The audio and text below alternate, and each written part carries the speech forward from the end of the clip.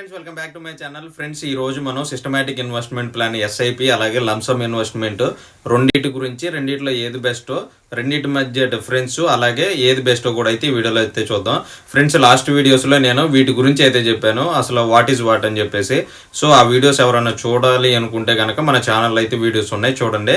Friends ఈ రెండింటి మధ్య డిఫరెన్స్ చూద్దాము, అసలు ఇందులో ఎవరు ఇన్వెస్ట్ చేయాలో కూడా అయితే ఈ వీడియోలో అయితే నేను క్లారిటీగా అయితే చెబుతాను. ఫ్రెండ్స్ వీడియో చివరి వరకు చూడండి, నచ్చితే కనుక మన ఛానల్ అయితే సబ్స్క్రైబ్ అయితే చేసుకోండి. Friends first of all systematic investment plan అలాగే లంసమ్ అంటే ఏంటో తెలుసుకుందాం. లాస్ట్ వీడియోస్లో ఆల్రెడీ చూసాము, కానీ ఈ వీడియోస్లో కూడా నేను కొంత అయితే ఎక్స్ప్లెయిన్ చేస్తాను, చూడండి. సిస్టమాటిక్ ఇన్వెస్ట్మెంట్ ప్లాన్ అంటే ఏంటి అంటే మనం కొంత అమౌంట్ని ప్రతి మంత్ సిస్టమాటిక్గా మ్యూచువల్ ఫండ్స్లో ఇన్వెస్ట్ చేయడాన్ని సిస్టమాటిక్ ఇన్వెస్ట్మెంట్ ప్లాన్ అని చెప్పేసి అంటారు.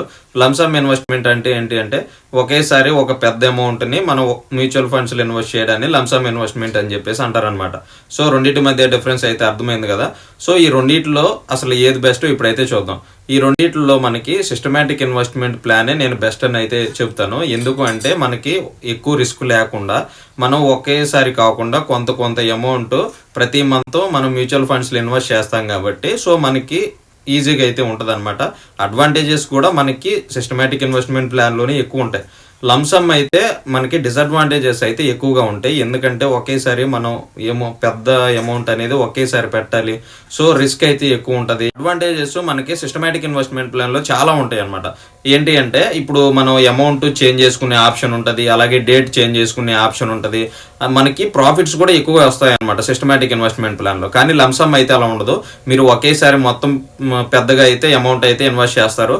సో మనకి మార్కెట్ లాస్లో ఉంటే మనం లాస్లో ఉంటాము, లేకపోతే మార్కెట్ కనుక మీకు ఆ టైంకి మీరు విత్డ్రా చేసుకునే టైంకి ఎక్కువలో ఉంటే మనం లంసమ్లో ఎక్కువ తీసుకునే అవకాశం అయితే ఉంటుంది అనమాట. కానీ సిస్టమాటిక్ ఇన్వెస్ట్మెంట్ ప్లాన్లో ఎలా ఉంటుంది అంటే మీరు మార్కెట్ పడిపోయినప్పుడు మీకు సపోజ్ 1000 కడుతున్నారు అనుకోండి, మార్కెట్ పడిపోయినప్పుడు మీరు 1000 కడతారు, అలాగే మార్కెట్ లెగిసినప్పుడు 1000 కడతారు.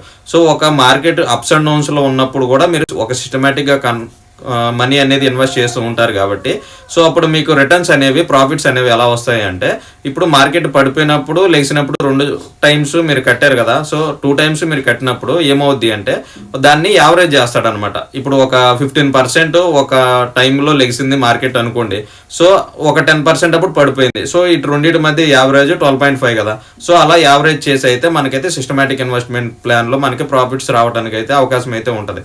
కానీ లంసమ్ ఇన్వెస్ట్మెంట్లో అయితే అలా ఉండదు అనమాట. ఆ రోజు మార్కెట్ మీరు విత్డ్రా చేసే టైం అప్పుడు ఎలా ఉందో దాన్ని చూసి మాత్రమే మీకు ప్రాఫిట్స్ వచ్చే అవకాశాలు అయితే ఎక్కువ ఉంటాయి.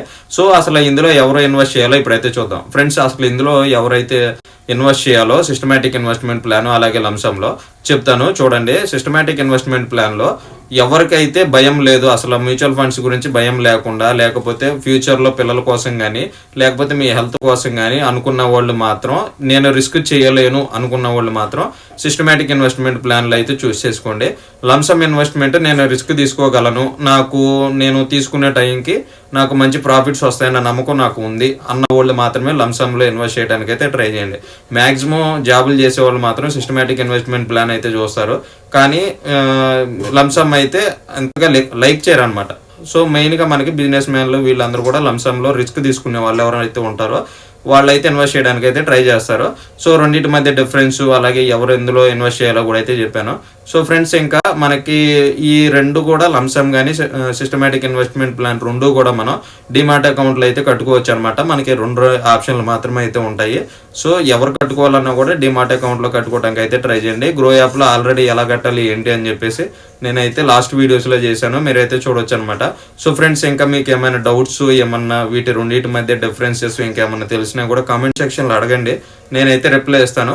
రెండిట్లో ఏది బెస్ట్ అంటే మనకి సిస్టమాటిక్ ఇన్వెస్ట్మెంట్ ప్లాన్ ఎస్ఐపి అని బెస్ట్ అని చెప్పేసి నేనైతే చెబుతాను.